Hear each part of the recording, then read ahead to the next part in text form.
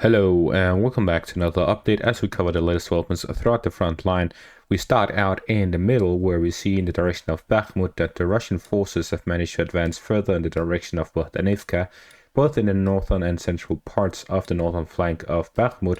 We see here that the Russian forces are launching attacks by the railways, trying to even out by capturing this forest line here in between the two sides, allowing them to advance on the Ukrainian positions. And with this, there is a direct view between the Russian and Ukrainian positions in Bogdanivka. We also see that they managed to advance in the forest line here to the north of Bogdanivka, allowing them to get right next to the reservoir next to Bogdanivka, allowing them to get very close to the village. So we're seeing here that the Russian forces are launching attacks towards Bogdanivka, as I predicted in my previous video where I covered the capture of Khomove by the Russian forces. It became clear that the next target would be Bogdanivka to secure the northern flank of Bakhmut. So with these advances, they're getting closer and closer to that operation. We then move further north in the direction of Kreminna and Terny, where the Russian forces launched multiple attacks in the direction of Terny, both to the north and to the west of Kreminna.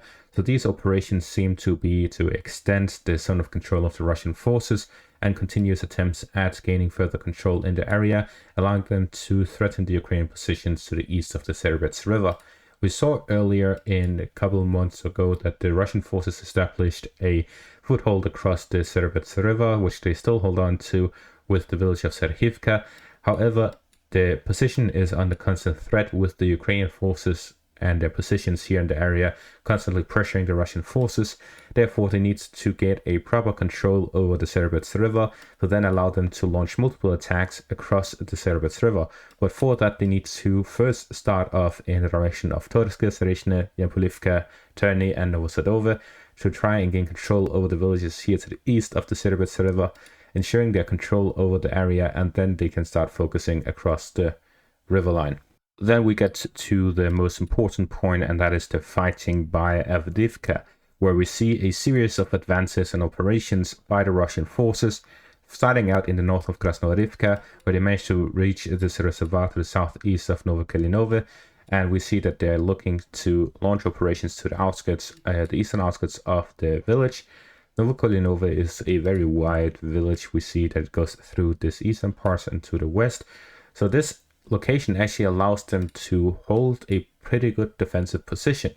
First off, we see that there are multiple ravines to the south of the village, which allows for good positioning and difficulty traversing in these southern parts by the Russian forces if they look to attack in the direction of Novokalinove, as well as here in the western parts, which may be why we are seeing them focusing their attacks here on the eastern parts, which, similar to the western parts, also have some of these territorial advantages, geographic advantages. However, the difference is that while they are wider and to the south here, they are mostly to the north and to the east here. This allows the Russian forces to attack from the southeastern direction, as well as the southwestern direction of the eastern parts, to then focus their forces in this direction and try to gain advantage here. So we'll likely see the Russian forces moving up the forest lines here to the south of Novokalinove, after which they'll focus on the eastern parts of the village. It is also less compact here to the east compared to the west, where it is more of a vertical defense combined with this horizontal part here, where the eastern parts is a mix of both, where it is more diagonal. So because of the forming of the village itself, it leaves it more exposed here in the eastern parts compared to the western parts, which has a compact area and a wide area. We then move to the western parts of Krasnoarivka in the direction of Stepove, where again the Russian forces managed to expand their zone of control to the west of the railways after the Ukrainian forces launched a counterattack earlier this week, allowing them to gain control over Stepove again and pushing the Russians back to the railway lines. So the Russian operations have restarted here in this direction.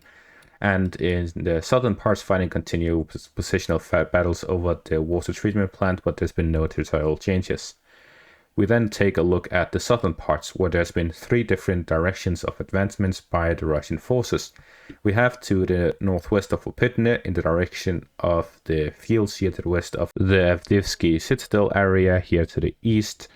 And then there's multiple advances towards Severne, with both to the southwest of the village and to the southeast of the village. So the Russian forces are here looking to get to the ravine, allowing them to gain positions on the northern parts so that they don't face off in a position where they have to go through the western parts while the Ukrainian forces shoot upon their positions from the northern parts. So with this, the Ukrainian forces are now in a position where they're being fought at from two directions, from the northern and southern side of this ravine going through the southeast of Sheverne.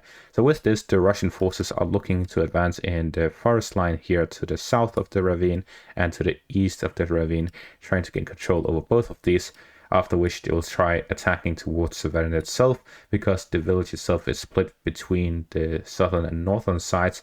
We likely have more Ukrainian forces in this small patch of village than in the southern parts, as the southern parts will likely be a first line of defense where they will have their ATGM positions for direct fire against Russian forces here in the south, and then we have the Russian forces trying to flank, where we will also have a second line of defense of the Ukrainian forces here, and this will likely be an anti-flanking position of the Ukrainian forces to deal with the Russian forces.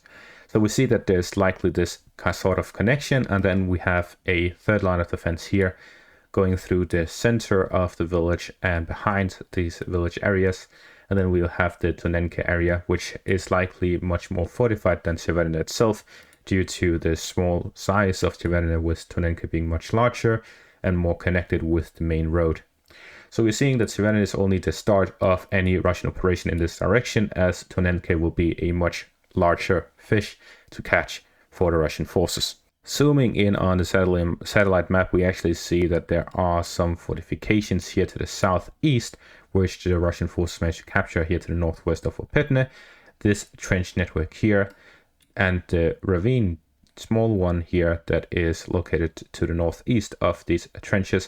We see that the Russian forces and Ukrainian forces are clashing here, as Russian forces are advancing towards the fields and the forest lines to the southwest of the citadel area. So we're seeing that there's a huge operation by the Russian forces here to the south of Avdiivka, where they will try to gain proper positions, attack in the direction of Sheverne and the citadel area, while trying to cut off all of the roads in and out of the city.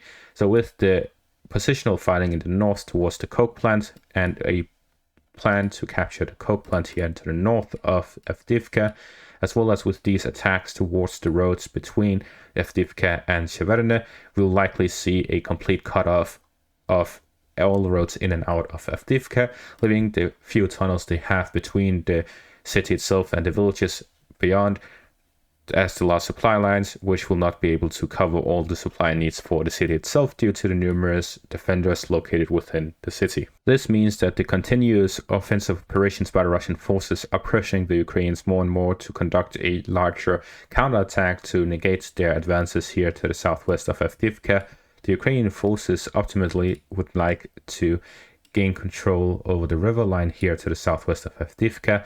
Them failing to do so led to the Russians having the opportunity to launch these attacks to the southwest of Avdiivka. We also see that in the northern parts, the Ukrainian forces need to push the Russian forces away from the railways, as this has allowed the Russian forces to gain control over the waste heap, as well as launch attacks towards the coke plant and the water treatment plant. If the Ukrainian forces regain control over the railways, they'll have a much better position to fight from in the northern flank.